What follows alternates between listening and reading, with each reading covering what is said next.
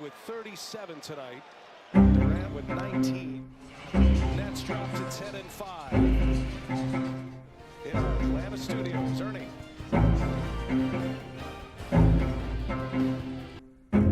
Question: are we witnessing the pinnacle of dynamic duos from the past decade?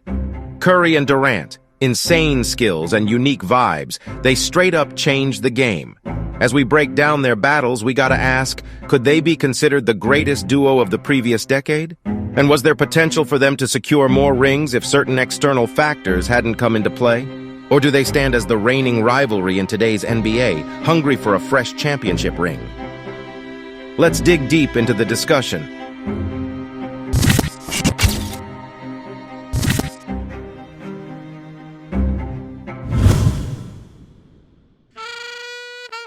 Welcome to episode 2 of this head-to-head series.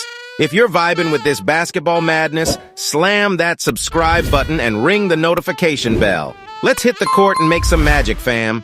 Today, in episode 2, we got a hot theme for you. Rivals or allies? Let's talk about Steph Curry versus Kevin Durant. So tell us what's poppin', drop a dime in the comments and give us your take on this matter. Because you must be wondering, does it make sense to compare these two players? Are we talking about greatness? Are we talking about simply who's the better basketball player? Because either way, for a lot of people, there's not even a drop of doubt in what is the answer to both of these questions. Let's dish our first topic.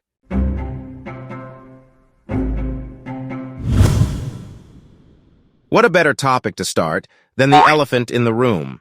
These guys were teammates, and a successful pair, we might say.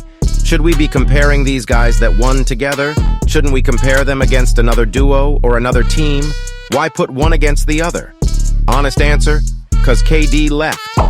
Kevin Durant wanted to prove that he didn't need Steph or the Warriors to be a champion one more time. Kevin wanted to prove that he was better. A lot of people think that, at least in terms of skill, Durant is better, a more complete player. One thing we all have to agree is that during KD's time in the Warriors, Steph gave him the keys to the castle. It was still Steph's team, absolutely. But, game on the line, ISO KD, and let him cook. Durant on the pull-up. At the buzzer. Kevin Durant. Don't get us wrong. Durant and Curry had an amazing relationship as teammates. Honestly, it seemed like a perfect match between them and the whole team. At least until the showstopper Draymond Green called KD a But these two together won back-to-back championships. And in 2019, they couldn't get the three-peat just because the whole team was falling apart in the playoffs and in the finals. Having two of the best three players down, they fell short, losing 4-2 in the NBA Finals. Knee. Now writhing in pain. Steph Curry slamming the ball on the court, so upset. Green went up to block it. Green.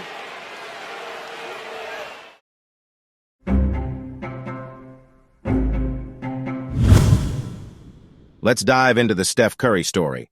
A tale sprinkled with NBA rings, MVP magic, and more swishes than your grandma's secret recipe. Grab your courtside seat and listen up. Listen, if they win the championship, that's a fourth ring. You're already in elite company. Does he need that finals MVP, though, to put him in the very highest echelon of players? Need, no. Want, yes. And I think because we've already put him at that echelon and put that missing piece of hardware on your trophy case. And that's what he can do in this finals. And he can quiet a lot of people that also have said, well, he's never been finals MVP. He won because of Kevin Durant. He won because it's a great team. Well, maybe he'll win this one and they'll say they won because of Steph Curry. Steph already got 4 championships in the bag, and the freshest one was in 2022. There's got to be some magnetic connection between the Larry O'Brien's trophy and this dude's hands. In 2022, Curry's outstanding performance in the NBA Finals earned him the coveted title of Finals MVP, proving once again that he's a force to be reckoned with on the biggest stage.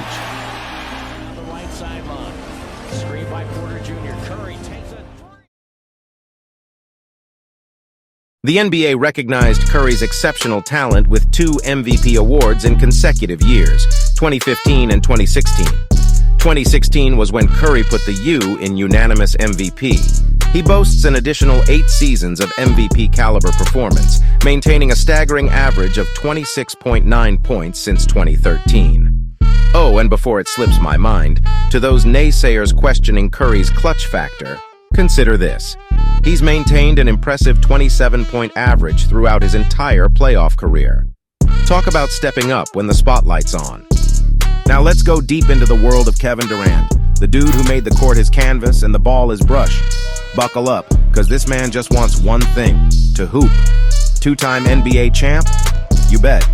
KD claimed those titles in 2017 and 2018, and he wasn't playing around. His journey to these rings was a walk in the park, much to do with this man's greatness. And not once, but twice, he scooped up the NBA Finals MVP crown in both those years.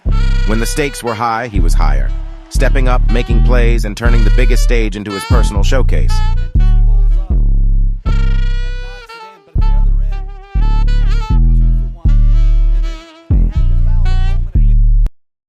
We know KD's opinion is that his mom is the real MVP, but in the 2014, there was an MVP trophy with Kevin Durant on it. 4-time NBA scoring champ, KD ruled the points chart in 2010, 2011, 2012, and 2014. When he's on fire, it's like the scoreboard is having a meltdown. The man's got more buckets than a KFC family meal. KD got 10 All-NBA selections, 6 first-team nods, and 4 second-team ones. Another mark that puts his name in the history book. Kevin Durant is one bad man. As the lady just said, KD is undeniably one of the most formidable forces when he lays hands on a basketball. Across his entire career, he's maintained an impressive 27.3 points per game, elevating that stat to a formidable 29.4 points in the playoffs. Talk about being unstoppable. Drawing a parallel to the likes of Kobe Bryant, often hailed as the greatest one-on-one scorer, it's apparent that KD boasts a higher scoring average in both regular seasons and playoffs. This guy isn't here to play around. As we delve further into the achievements of Steph and KD, records become the stuff of mere conversation. These individuals are practically synonymous with records, stacked upon records, and then some more records. And let's give a special nod to the baby-faced assassin, Steph Curry, raining down those three-point bombs. Case in point, he's the uncontested leader in the history books, holding the record for the most three-pointers of all time.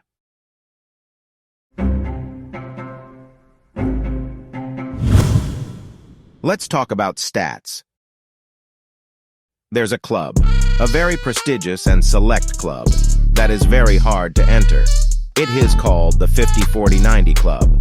For those of you who don't know, that means averaging for a whole season at least 50% field goal percentage, 40% three-point goal percentage, and 90% of free throws percentage. This only happened 11 times in NBA history, and both of these guys are on that list. Curry did it in 2016, and he was the only player to achieve this feat while averaging over 30 points per game. On the other hand, Durant already did it twice. Last season, 2023, he even attained the mark of 55-40-90, which was never accomplished by anyone ever before. We can see in this graph that Durant was one of the best scorers in the league, almost since day one. While Curry started off slow, understanding how he could be the player that he dreamt to be. Understand that in his early years, not every coach would let a guy shoot from half court whenever he wanted, and that is a part of his game.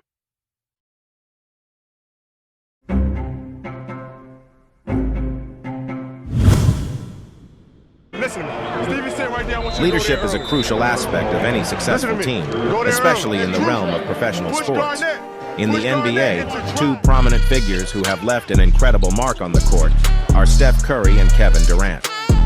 While both players are exceptional talents, their leadership styles diverge significantly. Steph Curry's subtle yet impactful leadership stands in contrast to Kevin Durant's approach, where his focus on personal performance sometimes takes precedence over leadership responsibilities. The thing is, usually the best player on a team is the leader. There's no doubt that Curry is the leader of Golden State Warriors, and still was when Durant was there. That might be a doubt in who was the best player, but not in who was the leader. Steph texts back at 6 a.m. like, can't sleep either. He said, but let me deliver the message before film. Before the coaches come in before film tomorrow. Let me deliver. Say no more. And he delivered such a powerful message.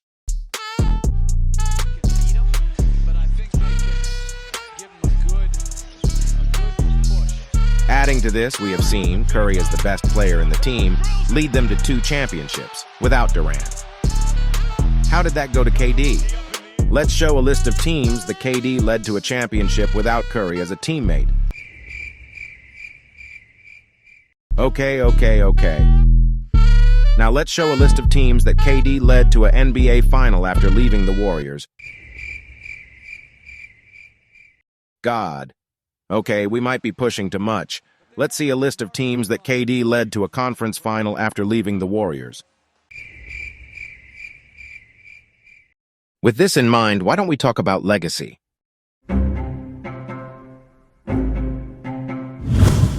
Kevin Durant's legacy might have a smudge or two, but it sure is brilliant. Arguably the best pure scorer in NBA history, at least in terms of skill. And with that size, his scoring is mostly unstoppable. His ability to score from anywhere on the court, whether it's his silky, smooth jump shot, explosive drives to the basket, or his mastery of footwork, has made him a nightmare for defenders to guard. Looks like he's having a nice time while he rehabs. Ryan, you look at these pictures, what do you think? Will KD actually be a better player when he does return to the court? I believe Kevin Durant will be a better player. Overcoming injuries like Achilles tendon rupture demonstrated Durant's determination and resilience, especially at that age. His successful recovery and return to an elite level of play highlight his commitment to the game and his dedication to continuously improving. There are still some folks in and out of the media that still think Durant has more to prove. He has to lead a team, not being the Warriors, to the promised land. We don't know if he's going to do it or not. But looking from another perspective, with these asterisks, his legacy is set. From now on, it can only improve. Let's wait and see. With the 7th pick in the 2009 NBA Draft, the Golden State Warriors select Stephen Curry. Now let's talk about the babyface assassin. He's rewriting the record books with a pen made of pure swag. He's not just a player. He's an inspiration for everyone who's ever dreamed big and practiced harder. He is one of those players that for sure changed the game. In the 60s, basketball was played above the rim with skyscrapers like Bill Russell. In the 80s, everybody wanted to crash the boards with some nasty dunks. Steph brought the game of basketball 20 feet away from the rim. Curry's style of play has inspired countless young players to work on their shooting and ball handling skills. His emphasis on practice, dedication, and versatility has reshaped the way players approach their development, encouraging them to hone a wider range of skills. Curry's impact extends beyond the United States, as he has garnered a massive international fan base. His exciting style of play and relatable personality have helped grow the NBA's global reach, making him a household name worldwide. Lastly, Curry might be the best relatable player to ever play the game, and that is the magic of it. Can Stephen Curry dunk? I used to be able to. A 6'3" guy. He is tall, of course, but for the NBA, visually, he is relatable for the audience and for the average Joe. And because of his simple, calm, and funny personality, he became a fan favorite. Now, every player or fan, either kid, young man, or grown-ups like us, are shooting threes almost from half court. Because Curry told us we can. With this kind of legacy, what can we say? Durant is a 7-foot legend, but little Curry became a giant. So we gotta go with Steph. Stay tuned for more content, and night-night.